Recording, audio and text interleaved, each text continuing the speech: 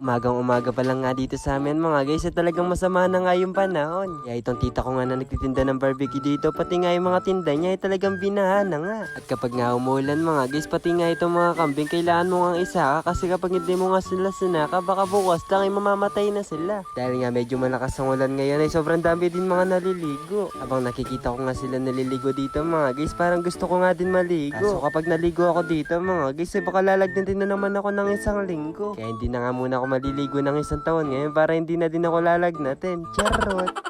Habang sumisilip nga ako dito sa mga naliligo dito sa labas, ay sumisilip din itong pamangking ko sa mga naliligo sa labas mga guys. Siguro kung naglalakad na nga din to, ay baka isa na nga din siya sa mga naliligo sa labas.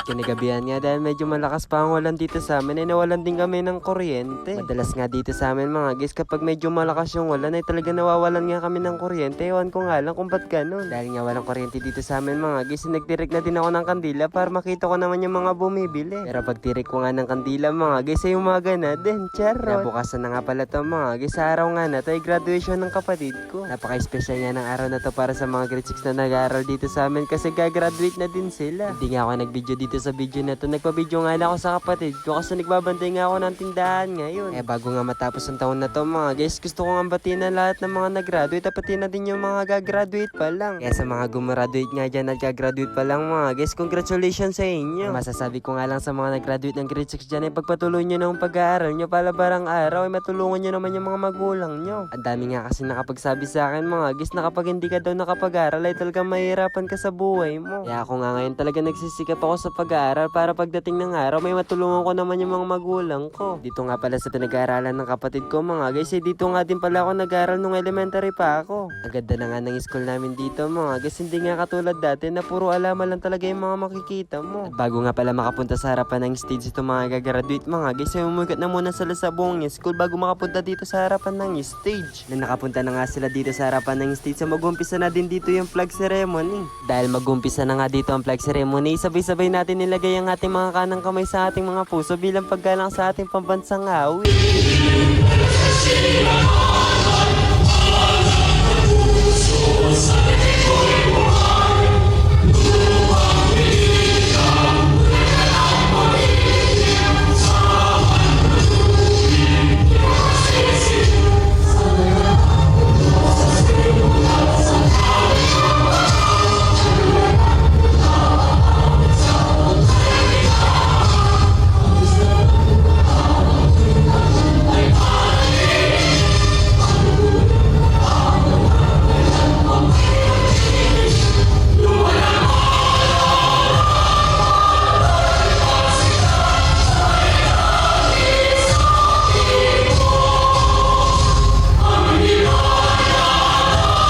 Ko na nga isasama dito yung mga ibang video na nabidyoan ng kapatid ko. Baka kasi pag sasama ko pa yun, baka sa 2025 na ito matatapos itong video. Charot! Enriquez.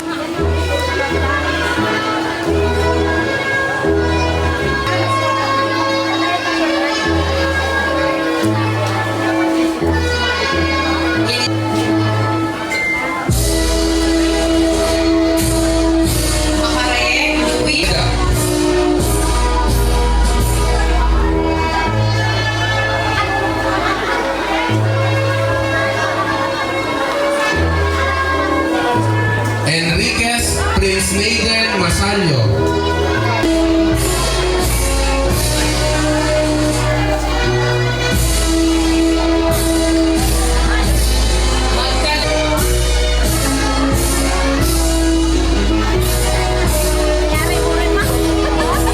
Ricardo Nathaniel O.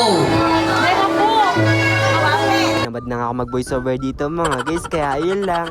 Bye-bye!